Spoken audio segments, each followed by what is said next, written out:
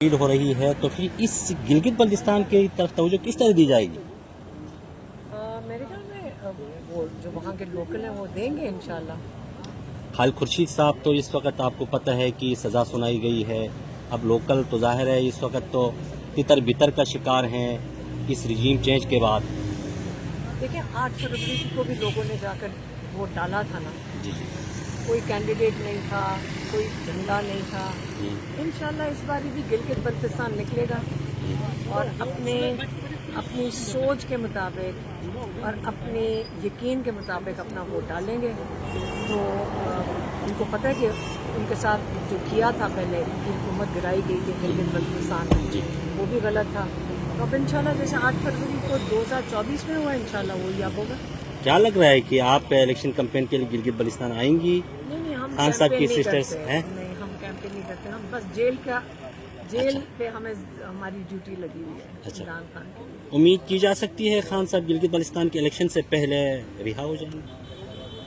کچھ نہیں پتا، آپ دعا کریں بس۔ Thank you thank you. Date دے دی عید کے بعد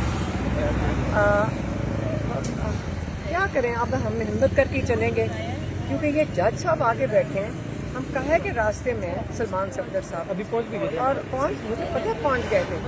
میں نے وہ تو ایک بہانہ ان کو چاہیے تھا، 1 منٹ میں جج نے 1 منٹ کرسی پہ نہیں لگایا اور اٹھ کے چلا اچھا گیا۔ لاسٹ میں یہ بتا دیں کہ پابندی لگائی کہ سیاسی لیڈران اب ڈیالہ کے بارے عمران صاحب کی گفتگو نہیں بتا سکتے، کیا فیملی پر بھی یہ پابندی لگی؟ اس پر تھوڑا کلیئر کریں۔ فیملی پہ نہیں ہے، میں کہ میں سیاسی لوگوں پہ ہے جو ہمارے لائر نے بتایا ہے، اور وہ بھی وہ نہیں کریں گے ڈیالہ کے باہر، وہ جا کر دفتر میں کر لیں گے۔ تو ابھی آپ عمران خان صاحب کو ملنے جا رہی ہیں تو آپ جو خان صاحب بات کریں گے جب آپ سے وہ آپ بتائیں گے نا میڈیا کو؟ جی بتائیں گے۔ اچھا علیم صاحب یہ بتائیے گا کہ وجہ کیا ہے عمران خان پہ ایلیگیشن لگانے کی؟ کہ جب بات ہی نہیں کر پائیں گے تو بیانیہ کیسے باہر آئے گا؟ اور جو لوگ سننا چاہتے ہیں عمران خان کی صحت کے بارے میں جاننا چاہتے ہیں، انہوں نے صرف کہا ہے، سیاسی لوگوں کے لیے کہا ہے کہ جیل کے باہر نہ بات کریں۔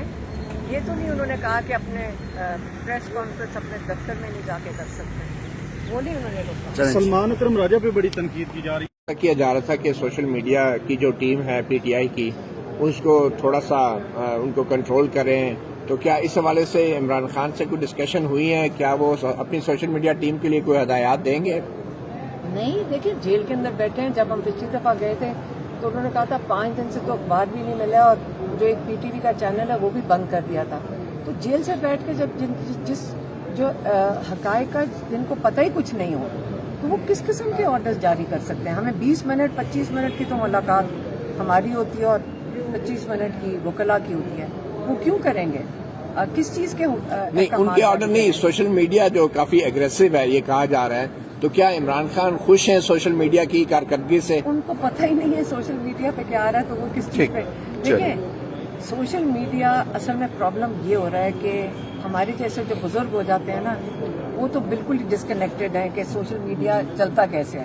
جو جوان نسل ہے اس کو اور کوئی طریقہ نہیں آتا، اور جو ایک social media basically public representation ہے، اور لوگ اب مجھے بھی جے آئی ٹی کے سامنے پیش ہونا پڑا ہے، بلکہ انہوں نے یہ بھی کہا کہ عمران خان کا میسج اگر ہم فیملی لے کر آتی ہے تو ہم ہی انسٹرکشنز دے رہے ہیں، جو سارا اینٹی اسٹیٹ ہو رہا ہے مطلب ہم دے رہے ہیں۔